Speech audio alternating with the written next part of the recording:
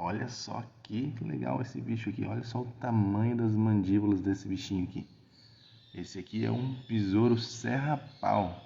Esse aqui eu encontrei aqui numa região de Mata Atlântica, no sul, de onde essa espécie é nativa. O legal desses besouros serra-paus é que algumas espécies encerram os galhos da árvore para os galhos caírem no chão para eles depositarem seus ovos. Vamos deixar esse aqui ir embora. E tá aí um serra-pau.